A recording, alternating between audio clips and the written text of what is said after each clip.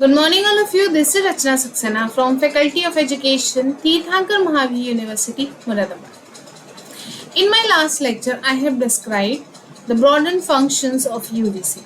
In the present lecture, I will describe education activities undertaken by UGC. So go for it. In the points, I will discuss each and every activity which is undertaken by UGC. UGC develops and receives curricula to ensure alignment with current academic and industry standards.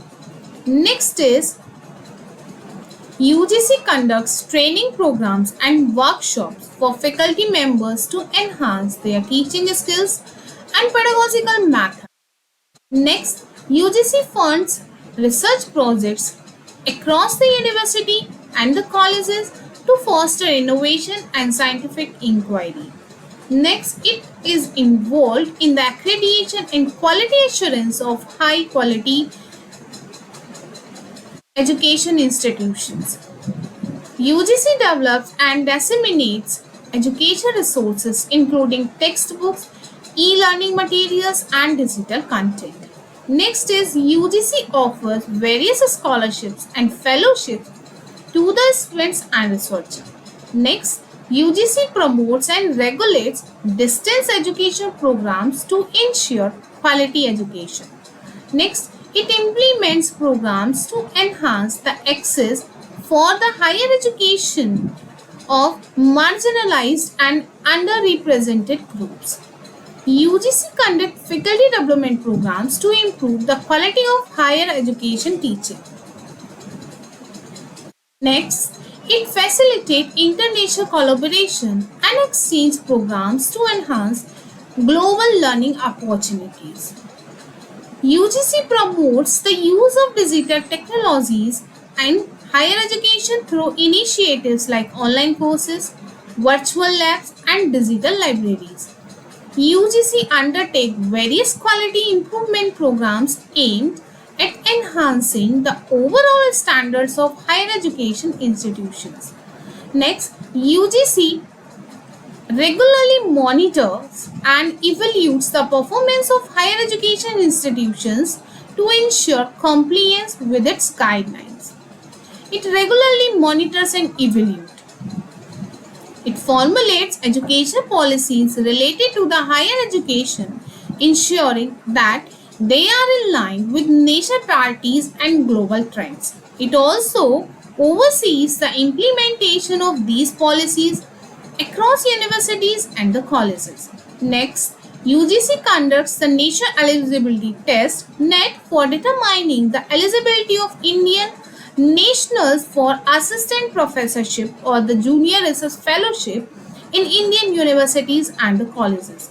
UGC promotes the development of interdisciplinary programs that integrate knowledge from multiple fields, encouraging students to engage in the board cross-disciplinary learning. Next, UGC sets a standard for the establishment of the new universities and the colleges, ensuring that they meet the necessary academic and infrastructural requirements before they are recognized.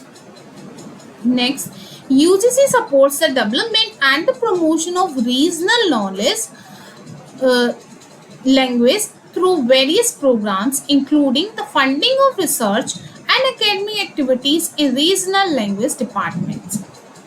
My next point is UGC promotes community engagement and outreach programs, encouraging them to contribute for the social development through service, learning, community projects, and extension activities. UGC supports the establishment of centers and the program focused on gender studies and women empowerment, fostering research and education on gender related issues.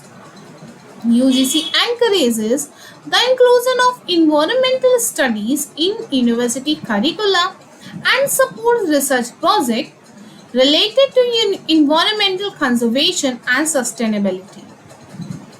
Next, UGC funds specialized programs and research in science and technology fields, including engineering, information technology, and biotechnology to advance India's technological capabilities. Next, UGC supports the development of arts and humanities program, ensuring that they remain a vital part of the academic offering in universities as well as in the colleges.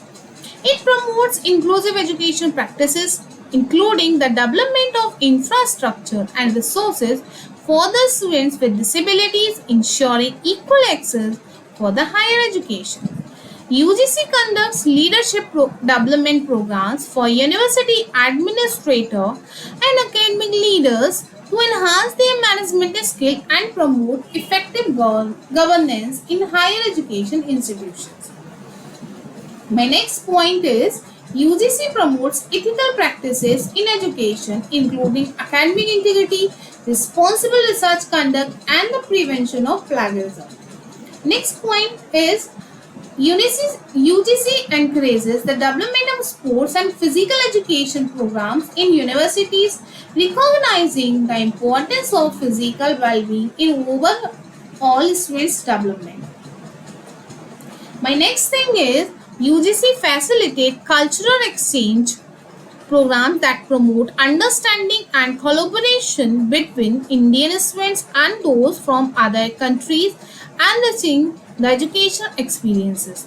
My last activity is UGC promotes the concept of lifelong learning by encouraging universities to offer continuing education programs, enabling individuals to acquire new skills and knowledge throughout their life.